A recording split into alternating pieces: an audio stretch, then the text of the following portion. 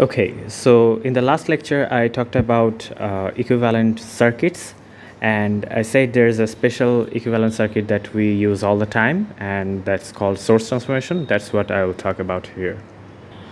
So, oftentimes we have voltage sources and resistors in series. So, let's say I have a 3-volt voltage source and a 2 ohm resistor. So oftentimes in circuits you will find this combination. This is a pretty common combination.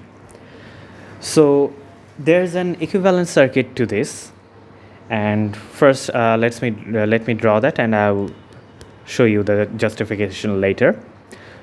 So if you have a voltage source and a resistance in series, then it's equivalent to a current source and a resistor in parallel. So you can transform series into parallel, and you can transform a voltage source into a current source. So the value of the current source will be 1.5 ampere and the resistor will be 2 ohm. Okay. So how did I achieve that? Okay, so I should say this 1.5 ohm is just 1.5 ampere is just 3 divided by 2, 3 volt divided by 2 ohm. So this is not exactly Ohm's law. You should always remember that this is not exactly Ohm's law. Okay, in Ohm's law we figure out the current through the 2 ohm resistor. So this is a different thing.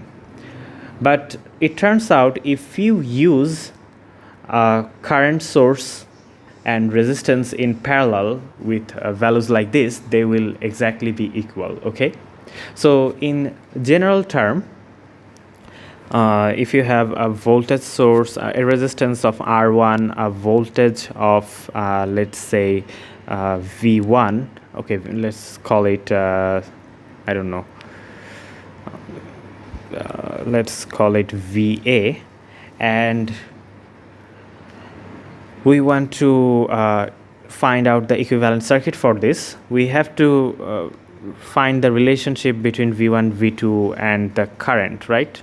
So there will be one current, so nothing to worry about that here as well. So we have only one current I, and well, we have a third node here, so let's call it V3.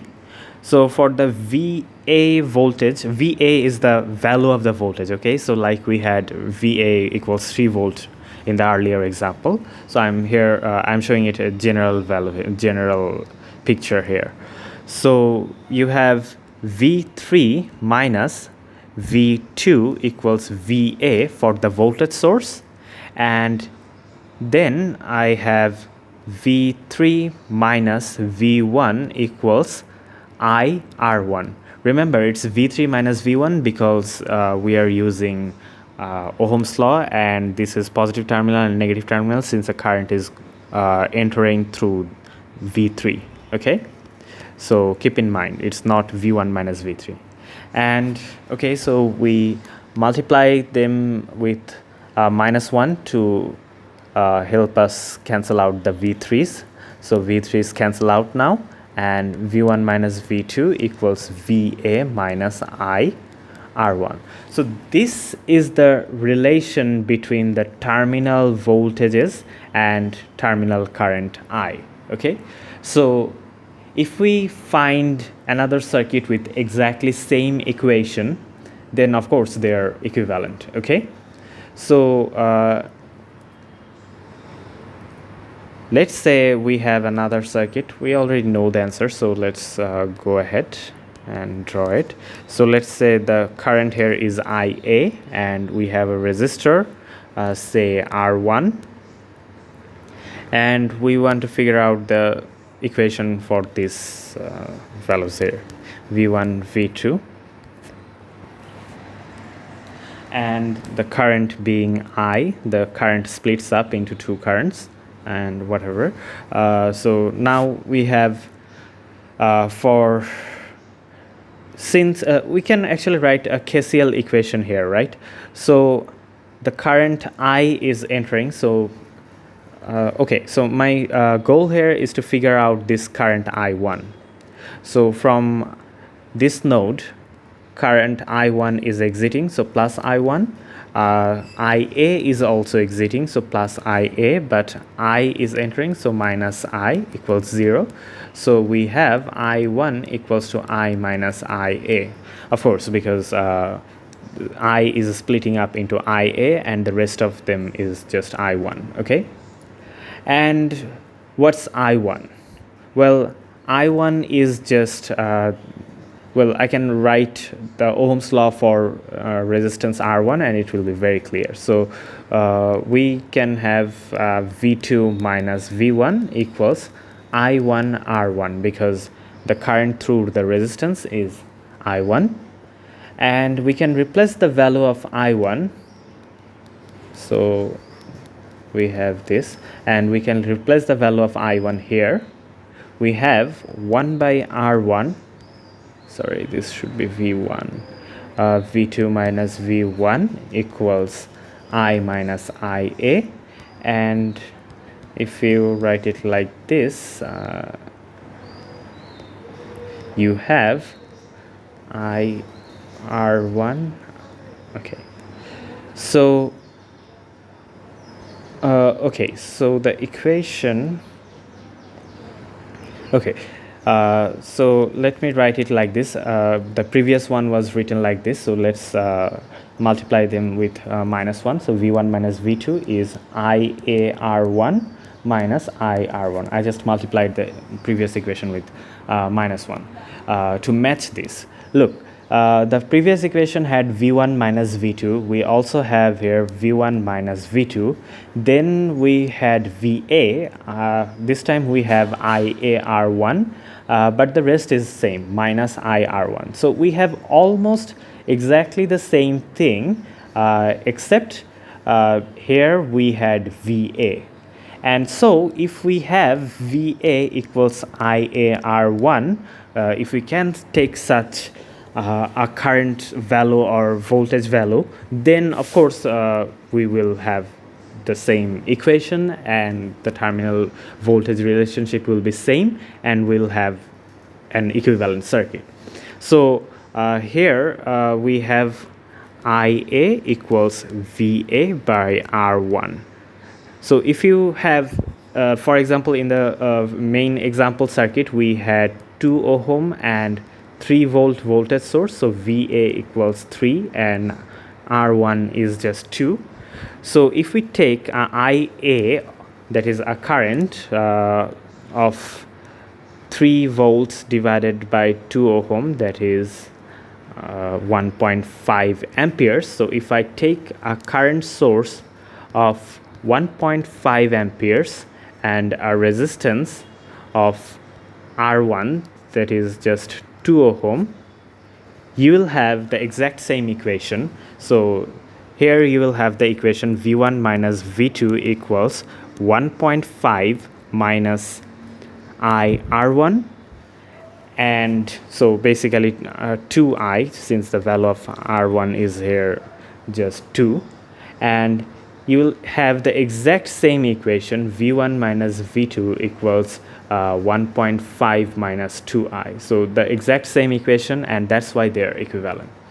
So this is what we call source transformation, because you have now learned a way that you can transform a voltage source, say voltage source into current source. Okay, so if you need, say for some reason you need a current source, then you can use source transformation and transform that voltage source into a current source. But you have to be careful. The voltage source must have a resistance in series with them.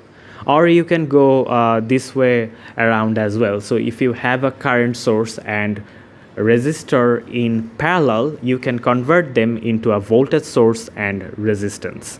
Okay, so you can go either way, but you have to be careful. You need the resistances. Without the resistances, this will not work. Okay.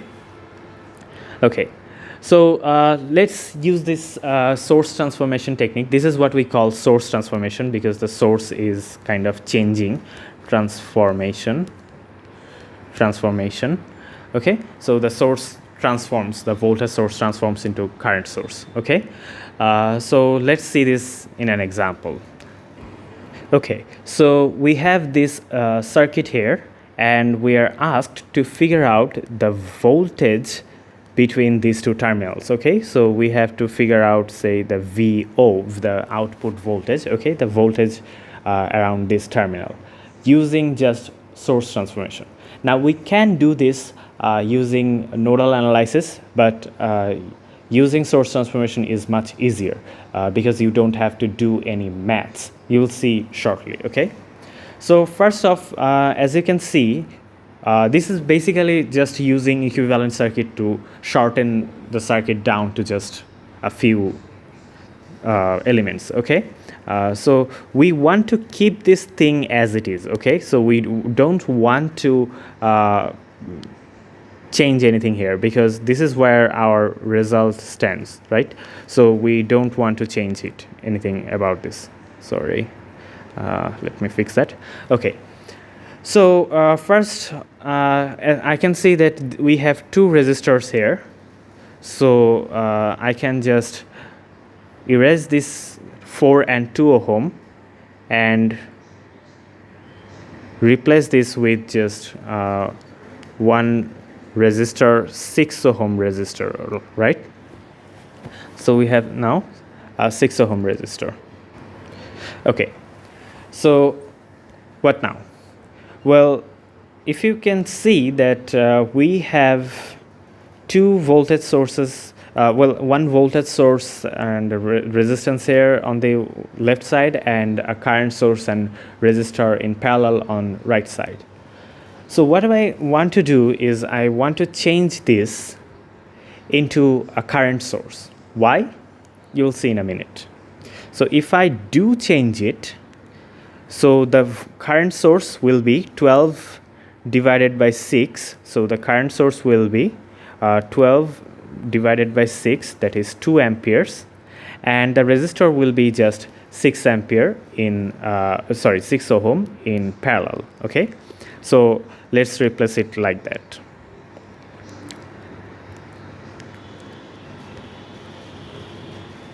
Sorry.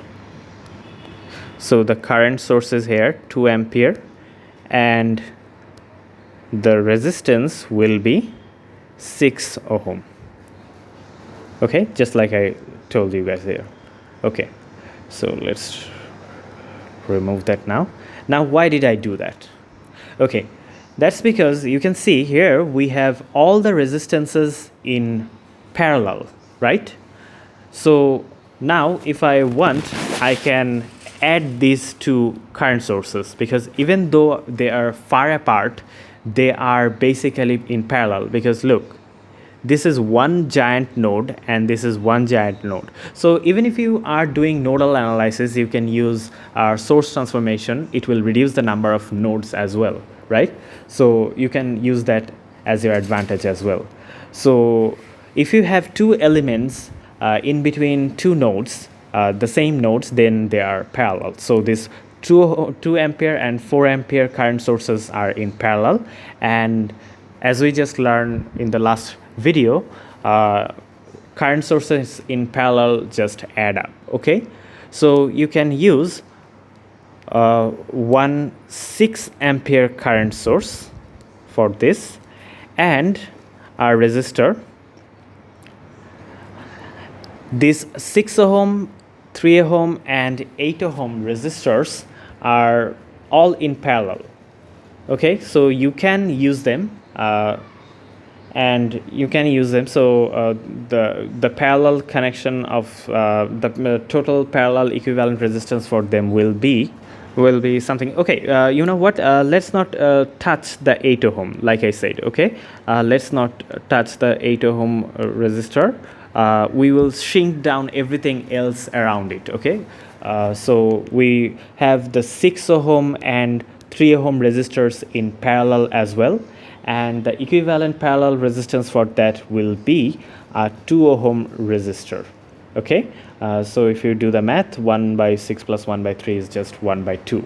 Okay, so how did it help us?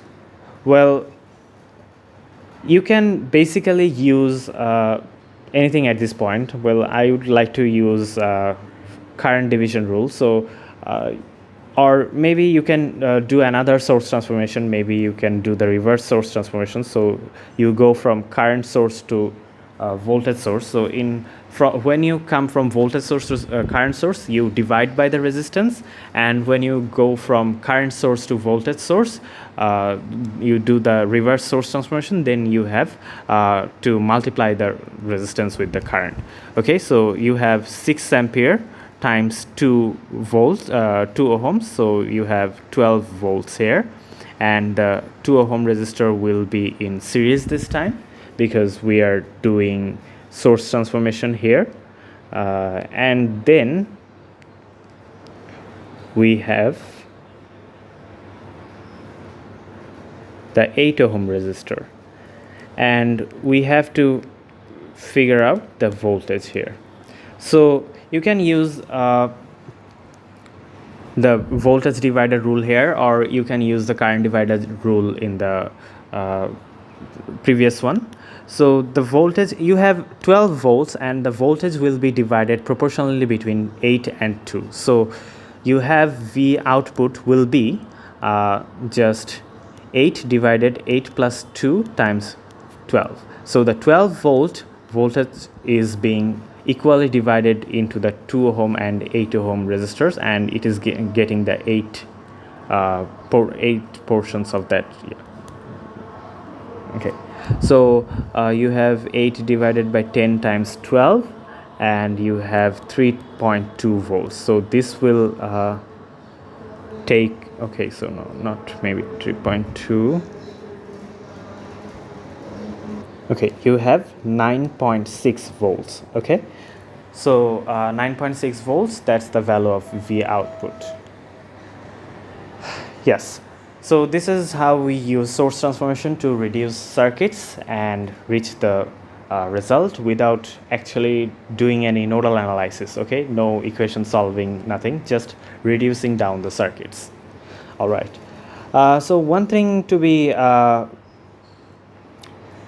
cautious about, that if you have the voltage source in the other direction, so if you have like this, maybe you have 3 volt and 2 ohm resistor just like before, your current source should also face the opposite direction. Okay, so this is what it would look like in parallel combination. So if you do the source transformation here, this is what it looked like. Okay, so notice the direction of the current source and the direction of the voltage source as well. Okay, and you can do the exact same circuit. I'll leave it as your homework, and this is actually the 12. If you just flip the 12 volt voltage source like this in the previous example, this is your example from example 4.6 from Sadiku. Example 4.6 from Sadiku. So the voltage source is flipped, and the answer will be 3.2 volts. Okay, so the answer will well, of course the answer will depend on the direction of voltage source, so keep that in mind. Okay, keep that in mind. Now this is just what source transformation is. You can transform a voltage source with, say, 5 volt, and say this is 3 ohm. This will be equal to a current source with a value of 5/3 and a resistance with 3 ohm being in parallel. That's it. That's what source transformation is all about.